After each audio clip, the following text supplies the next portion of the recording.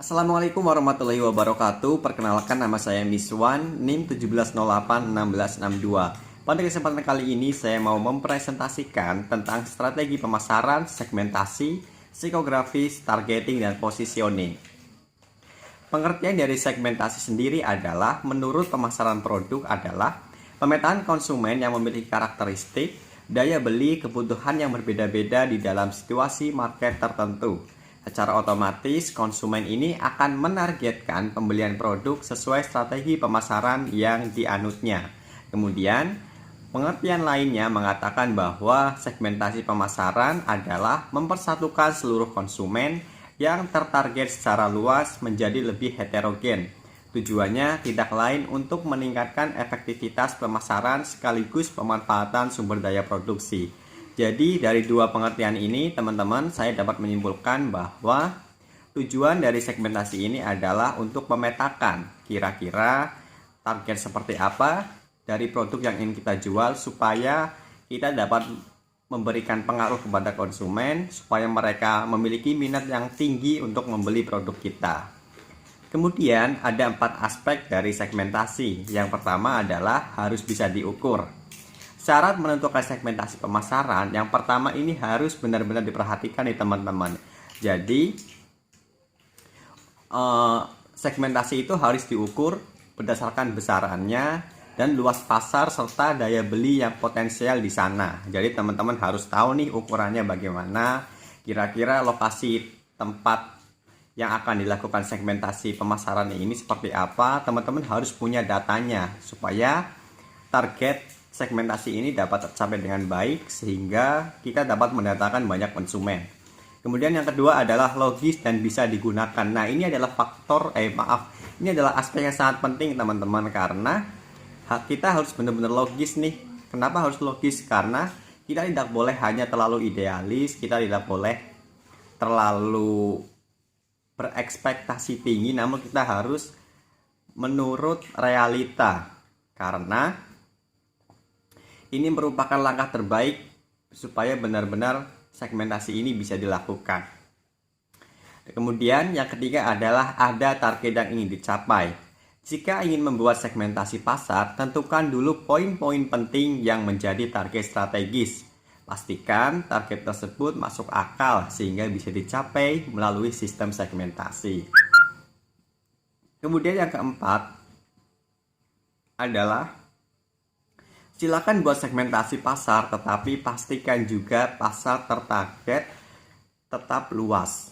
Jadi teman-teman boleh membuat segmentasi pasar nih, namun teman-teman juga harus memperhatikan nih bahwa segmentasi ini tidak mempersempit jangkauan dari produk teman-teman, jangkauan dari produk yang ingin teman-teman pasarkan. Jadi jangkauan ini teman-teman harapannya tetap luas, namun tersegmentasi seperti itu. Jadi kelompok-kelompok tersebut yang ada di dalamnya itu heterogen teman-teman.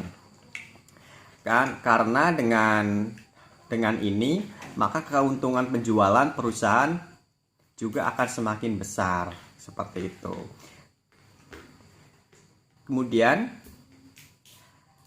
aku ingin melanjutkan tentang faktor segmentasi. Karena teman-teman harus memperhatikan 3 faktor ini supaya segmentasi dapat berjalan dengan baik dan lancar. Yang pertama adalah gagasan pemasaran lebih jelas. Nah, jadi manfaat yang pertama dari gagasan pemasaran yang menjadi lebih jelas, sebelumnya teman-teman harus bisa tahu kalau sebelum teman-teman mensuplai barang perusahaan sudah mengantongi data konsumen yang akan membeli produk tersebut. Kemudian yang kedua, lebih mudah mengatur produk. Dengan adanya segmentasi pasar bisa dipastikan pengaturan produk menjadi lebih mudah karena sasaran konsumen dari produk tersebut sudah ada sehingga pihak perusahaan tinggal memasarkannya saja. Kemudian yang terakhir, menemukan perbandingan antar pasar. Jika menerapkan segmentasi pasar, tentu pihak perusahaan sudah mengantongi karakteristik, daya beli, jenis marketing yang disukai, serta kebutuhan pelanggan. Kemudian, teman-teman juga harus tahu nih bagaimana prosedur dari segmentasi ini. Yang pertama, survei stage. Nah, Survei stage ini seperti apa ya teman-teman? Maka akan saya jelaskan secara singkat. Untuk surveinya bisa ditentukan perusahaan sendiri, baik dengan cara melakukan wawancara, tebar angket, maupun meminta saran dan minat dari masyarakat. Nah, teman-teman bisa pilih nih, mana kira-kira cara melakukan survei stage yang bisa dilakukan. Apakah teman-teman akan melakukannya dengan wawancara, atau teman-teman melakukannya dengan angket, atau teman-teman hanya menanyai atau meminta saran dari target pasar atau dari masyarakat. Teman-teman bisa memilih cara mana yang relevan dilakukan untuk perusahaan teman-teman atau untuk produk yang teman-teman jual. Kemudian, prosedur segmentasi yang kedua adalah analysis stage. Salah satu bidang analisis untuk segmentasi pasar adalah mencari tahu alasan-alasan munculnya sikap dan motivasi dari konsumen. Nah, teman-teman perlu menganalisis nih, kenapa produk dari teman-teman itu laku dijual, kenapa produk dari teman-teman ini sangat laku di pasaran, banyak orang yang suka. Teman-teman analisis kira-kira apa sih keunikan atau kelebihan produk dari teman-teman, sehingga jika ini dilakukan maka teman-teman akan mendapatkan keuntungan yang lebih besar dibandingkan sebelumnya. Kemudian yang ketiga adalah profiling stage. Patokannya adalah data survei awal ditambah data-data hasil analisis dari konsumen. Dari proses identifikasi ini akan muncul nama-nama kelompok konsumen yang akan dijadikan target penjualan. Nah, ini adalah tahap terakhir ya teman-teman ya. Jadi setelah melalui 2 tahap sampai ke tahap 3 ini, teman-teman jadi tahu nih semua data dari target konsumen produk teman-teman. Kira-kira teman-teman akan menjual produk teman-teman kepada siapa, di mana, dan kemudian prosedur penjualannya seperti apa. Kemudian, setelah kita membahas segmentasi, kita akan membahas psikografis. Nah, psikografis ini apa ya teman-teman? Psikografis adalah identifikasi karakteristik kepribadian dan sikap yang mempengaruhi gaya hidup seseorang dan perilaku pembelian. Psikografis ini menjadi titik data mencakup pendapat, sikap, dan keyakinan tentang berbagai aspek yang berkaitan dengan gaya hidup dan perilaku pembelian.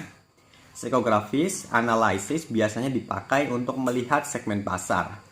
Analisis psikografis juga diartikan sebagai suatu riset konsumen yang menggambarkan segmen konsumen dalam hal kehidupan mereka, pekerjaan, dan aktivitas lainnya.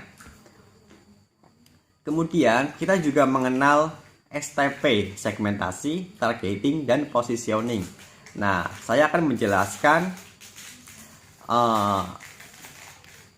menjelaskan ketiga hal tersebut ya teman-teman ya. Kira-kira apa sih 3 model ini, yaitu segmentasi, targeting, dan positioning itu apa? Jadi segmentasi ya, seperti yang kita sudah bahas di awal tadi, saya akan merangkum sedikit, saya akan mengulas kembali, di mana segmentasi itu merupakan pengelompokan pasar yang heterogen menjadi lebih homogen, namun tetap menjangkau pasar yang lebih luas. Kemudian, manajemen dapat melakukan pengkombinasian beberapa variabel untuk mendapatkan cara terbaik dalam mensegmentasi pasarnya. Jadi kita bisa melakukan kombinasi nih teman-teman. Kira-kira jika produk A digabungkan dengan produk B, maka akan menghasilkan produk C. Nah, produk C ini kira-kira cocok untuk konsumen seperti apa? Mari kita kelompokkan dengan cara segmentasi. Kemudian yang kedua adalah targeting. Setelah segmen pasar diketahui, selanjutnya perusahaan perlu melakukan analisis untuk dapat memutuskan beberapa segmen pasar yang akan dicakup, lalu memilih segmen mana yang akan dilayani. Jadi teman-teman, setelah kita melakukan segmentasi, kita harus mempunyai target nih teman-teman. Kira-kira dengan segmentasi yang telah kita lakukan, target kita ini cocok untuk siapa.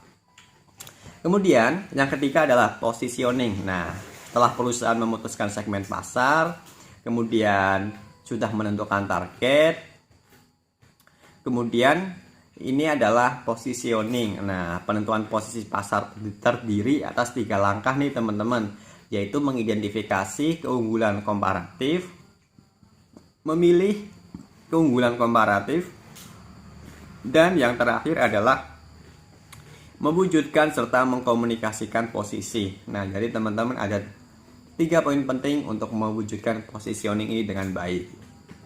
Kemudian yang tidak lupa yang harus kita perhatikan adalah aspek teknik dan teknologi nih teman-teman. Jadi manajemen operasional ini harus benar-benar bisa berjalan dengan baik ya teman-teman. Jadi 3 perangkat fungsi ini meliputi perencanaan organisasi, kemudian targeting, positioning ini harus benar-benar bisa berjalan dengan baik. Nah kemudian yang ketiga nih, setelah kita membahas segmentasi, targeting, dan positioning STP tadi, kita akan mengulas lebih dalam lagi tentang targeting dan positioning. Targeting itu menentukan segmen pasar yang akan dimasuki oleh perusahaan. Kemudian strategi positioning merupakan strategi yang berusaha menciptakan diferensiasi yang unik dalam benak konsumen sasaran sehingga terbentuk citra atau image merek yang lebih unggul dibanding dengan brand pesaing. Nah, jadi teman-teman harus punya target nih. Harus punya target, harus punya posisi. Kira-kira produk yang teman-teman itu keunggulannya apa, keunikannya apa. Jadi branding itu sangat penting nih teman-teman. Jadi misal kita punya produk yang produk tersebut adalah produk baru menurut kita. Namun di sisi lain ketika kita berjalan 1 bulan atau 2 bulan, maka ada muncul pesaing baru. Dan dia juga punya brand sendiri. Nah, kira-kira apa sih yang harus kita lakukan? Nah, kita harus benar-benar bisa memanfaatkan keterampilan kita sebagai orang yang pernah berpengalaman atau kita mempunyai pengalaman lebih dulu dibandingkan dia.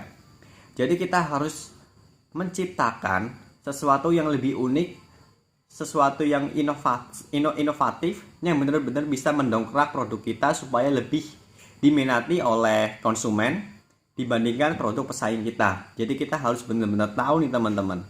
Kita harus kira-kira mengolah produk tersebut, kira-kira kita harus memberikan banyak evaluasi terkait produk yang telah kita pasarkan sebelumnya. Kira-kira harus apa? Kira-kira kita harus melakukan apa supaya produk kita bisa benar-benar lebih diunggulkan, lebih unggul dibandingkan produk pesaing kita. Dan yang kemudian teman-teman harus tahu juga nih faktor-faktor targeting dan positioning nih. Nah, untuk faktornya itu ada 4. Yang pertama adalah ukuran segmen. Perkiraan besarnya ukuran dari segmen ini akan dituju merupakan faktor yang sangat penting nih teman-teman untuk memutuskan apakah segmen pasar tersebut cukup berharga atau ditindaklanjuti. Jadi teman-teman setelah melakukan segmentasi ya, kira-kira teman-teman harus tahu nih, teman-teman harus mengelompokkan kira-kira segmen ini penting atau tidak, segmen ini pasarnya bagus atau tidak. Nah, teman-teman bisa kelompokkan. Pilihlah segmen pasar yang cukup bagus dan cukup menarik perhatian konsumen supaya produk kita bisa benar-benar untung. Kemudian, yang kedua adalah pertumbuhan segmen. Walaupun ukuran segmen saat ini kecil, karena kita mungkin masih awal ya menggunakan segmentasi ini, namun lambat laun segmen kita akan semakin besar, pasar kita akan semakin luas. Nah, oleh karena itu teman-teman harus mempersiapkan kira-kira strategi seperti apa yang harus dilakukan. Kemudian yang ketiga adalah biaya. Suatu segmen yang tidak cocok dengan kegiatan pemasaran perusahaan seharusnya tidak dikejar. Kesesuaian dengan tujuan dan sumber-sumber atau kemampuan perusahaan. Nah, jadi teman-teman perlu diperhatikan nih.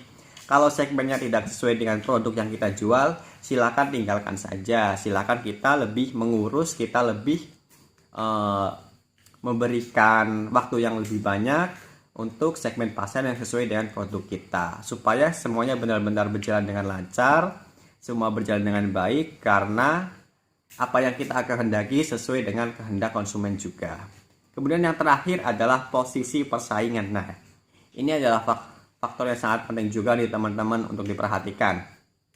Suatu segmen mungkin mempunyai ukuran dan pertumbuhan yang baik, tetapi mempunyai potensi lemah dalam hal laba. Lebih sedikit persaingan, lebih atraktif atau menariklah segmen tersebut untuk dimasuki.